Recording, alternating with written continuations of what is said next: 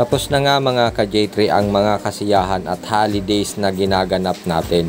Kaya syempre, balik na tayo sa ating normal na trabaho. Kaya nandito tayo ngayon sa Malanday, Valenzuela, kung saan nagre-repair tayo ng ating bendo number 28. Take note mga karonda, ito ay halos mahigit 3 taon ang ginagamit ng ating clients.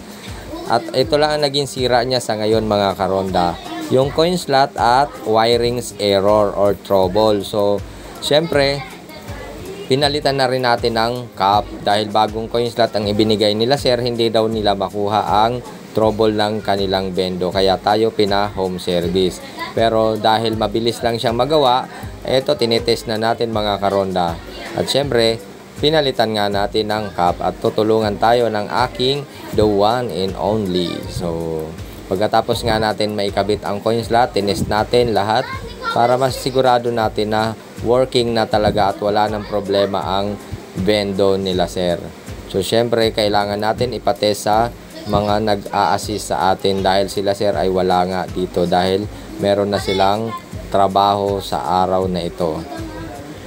Kaya sa mga nakakapag-avail sa atin ng bendo, make sure lang po na hindi nagagalaw ang mga wirings at mga parts program ng ating bendo. Tiyak natatagal tulad ng client natin na number 28. Sa kasulukuyan, totally po ay working na siya at pwede na ulit mag-operate. Kaya syempre ano pang hinihintay nyo mga ka-J3? Bisitahin ang ating page na J3 Piso Wi-Fi at syempre pwede kayong mag-avail gamit ang ating mga online